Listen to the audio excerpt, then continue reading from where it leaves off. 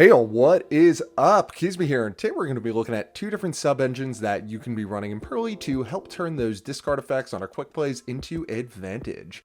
But before we get into all that, don't forget to drop this video a like and subscribe to the channel for even more. So, just as a refresher, all the Purrely quick plays have a modular effect that, at resolution, you can discard a card and special summon a level 1 Purrely monster from your deck. So, first and foremost, and very relevant, this is not a cost. It is an add-on to the initial effect that happens as part of the same chain link resolving as the Quick Play's first effect. Second, because the possibility of special summoning from the deck does exist on the activation of the Quick Play, they can all be hit with Ash Blossom and Joyous Spring, regardless of if you intend to summon or not, and that's even if you have no cards in hand at the time of activation of the Quick Play, because again, the check happens at resolution.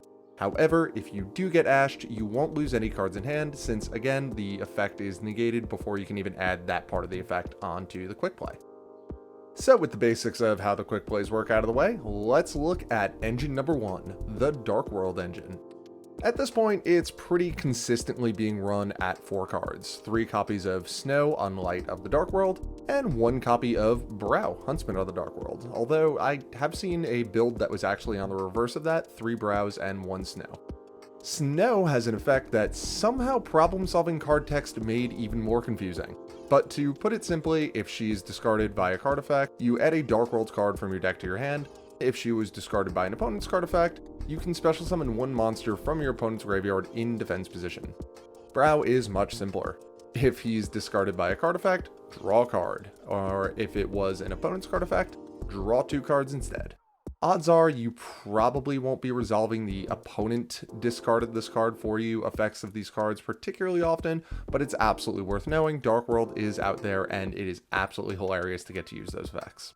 Also, a quick aside, the Dark World trigger effects are mandatory. So they will always be Chain Link 1, meaning that you can't use them to chain block your Purrely's on summon effect from Ash Blossom. Also, on the funnier side, they will still activate under Droll and Lockbird, they just won't resolve properly. Both are Dark Fiends, Snow is a level 4, Brow is a level 3, both have okay stat lines I guess, but they can offer a bit of play around for there can be only one if you ever do need to make an emergency link climb to get that off the field. So the advantage these offer is pretty obvious. You essentially have all the discard fodder for your quick plays that you will ever need in a single turn, and they can potentially turn your quick plays all into +1s in that for the 2 cards spent, the quick play itself, and the Dark World you are discarding, you're guaranteed 2 new cards, a level 1 Purrely monster, and a Dark World to hand, and then the potential of another Purrely card as well, depending on which Purrely you summon and how good your luck is if you summon Vanilla Purrely. Your first 4 quick plays will all have a Dark World available to discard, and the last Dark World in Brow is going to net you a random card off the top of your deck afterwards, landing you with a minimum of 4 Purrelys on the field, which means you should have fairly easy access to either the Plump Leap combo, or a Noir, and a 3-mat Ensemble Blue Robin, or really any other rank 1 plays that you want to go into, which is not a board to be scoffed at. Additionally, this is potentially 4 cards of deck thinning, which raises the density of hand traps remaining in your deck that you can draw during your opponent's standby phase, and as the turn goes on, it does also increase the remaining density of Purrely cards that you could excavate off of Vanilla Purrely. So those are the pros. What are the cons to this engine? Well, there isn't anything mechanically wrong with this engine, but a few things that you do need to be aware of. While this is a wonderful resource loop to conserve your cards in hand, you are potentially burning through a lot of Purrelys from deck, since in order to gain the advantage of the Dark Worlds, you do have to discard, which means you do have to special summon additional Purrelys. So it is ideal to have Leap in rotation so that you can recover the spent Purrelys from grave in case you need to recover and rebuild on your next turn. The field spell also does help with this as well, letting you special summon a Purrely from the graveyard if your Xyz Purrely leaves the field. While it's not seeing universal play at the moment, you will pretty quickly drop yourself into Nibiru range doing this as well. Granted, having the Dark Worlds and My Friend Purrely make recovering from an ill-timed Nibiru fairly easy. If it is timed well though, it can be a little bit tragic for the cats. The other thing, and this is very nitpicky about it, but it doesn't actually net you anything beyond discard fodder until the last draw, and that's random in its usefulness. This is a very minor gripe though, as the direct advantage you stand to gain from the engine offsets this fact greatly. It's just worth mentioning that up until Brow, the Dark Worlds only beget more Dark Worlds. Additionally, drawing multiple Dark World monsters isn't ideal, but they'll still function just as well, ultimately netting you one less search for every additional Dark World that you do hard open. Overall, I like this engine. It opens up a lot of very potentially strong boards that aren't reliant solely on Noir, and the deck thinning in preparation for our Sleepy Memory draws is really great as well. Next up, we have the Crystal Beast engine, consisting of, generally again, 4 cards, 3 copies of Rainbow Bridge of Salvation, and 1 Cobalt Eagle.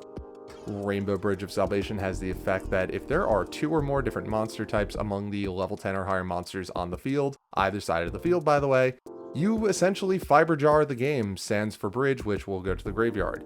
It is a bit of a long shot resolving this, but it is very good to be aware of, as there are a fair few high level synchro monsters running around at the moment, and this could really turn into a huge power play if you do manage to pull it off. Its second effect is that you can banish it from your graveyard as cost, add a field spell and a Crystal Beast from your deck to your hand. These are both hard once per duel effects. So basically you would use Rainbow Bridge as the discard for your Purrely Quickplay, then after that finishes resolving, you can use this to get the Purrely field spell alongside a Cobalt Eagle to your hand. Cobalt Eagle can self-bounce itself from the field back to the top of the deck, but it mostly serves as an extra discard for your future quick plays. Its typing does allow you to tech in Featherstorm here as well, which isn't the worst card in the world. So the pros of this. The first discard does give you immediate advantage that furthers your plays in your field spells, which will not only act as protection for your future plays for your special summon Purrelys, but also does give you an additional card to discard in Cobalt Eagle. Also, do not forget that the field spell is recovery during your own turn if you end up losing a Purrely Xyz monster, and comboed with having My Friend Purrely on the field, you can get almost a full restart on your turn this way.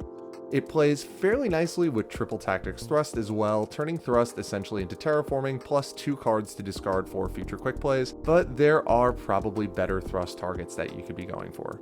You can get a little cheeky with this too as well, and toss in a Relinquished Anima into your extra deck alongside a Secret Village of the Spellcaster as another potential search target for Rainbow Bridge of Salvation.